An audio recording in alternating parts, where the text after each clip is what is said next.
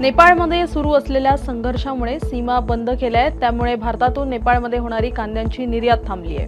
नवीन पिकांचे वाण शेतकऱ्यांपर्यंत पोहोचावे तसेच शेतीमालाचे उत्पादन वाढवण्यासाठी कृषी विभागाकडून 2025-26 रब्बी हंगामासाठी पीक प्रात्यक्षिकांचे आयोजन करण्यात आले आहे। साथी पोर्टल विरोधात विदर्भातील कृषी विक्रेत्यांनी सोमवारपासून बंदची हाक दिली होती। दरम्यान बुधवारी पुणे आयुक्तालयात निविष्ठा विक्रेते आणि कृषी आयुक्त यांच्यात झालेल्या बैठकीनंतर तुर्तास आंदोलन स्थगितीचा निर्णय घेण्यात आला आहे। आरोग्याशी संबंधित दुधाची भेसळ रोखण्यासाठी आणि केलेली चाचणी न्यायालयात टिकण्यासाठी on the spot milk scan चाचणी युनिट उभारलंय। याचा उपयोग भेसळ रोखण्यासाठी होणार आहे अशी माहिती अन्न आणि औषध प्रशासन मंत्री योगेश कदम यांनी दिली आहे। सिंधुदुर्ग जिल्ह्यात भात पीक ऐन फुलोरा अवस्थेत असताना पावसाने मागील आठवड्यापासून दडी मारली असून कडक ऊन पडत आहे, त्यामुळे वरकस जमिनीतील भात पीक संकटात येण्याची शक्यता आहे। अकोला जिल्ह्यातील अकोट तालुक्यातील या वर्षात हमीभावाने खरेदी झालेल्या ज्वारी खरेदी प्रकरणाचा अहवाल चौकशी अधिकाऱ्यांनी सादर केला असून यामध्ये 94 खातेदार शेतकऱ्यांच्या 7-12 पेऱ्यात बदल करून सादर झालेत। देशात यंदा भाताची लागवड जवळपास 5% वाढूनही उत्पादन गेल्या वर्षीपेक्षा कमी राहण्याची शक्यता आहे। अनेक भागात असलेली युरियाची टंचाई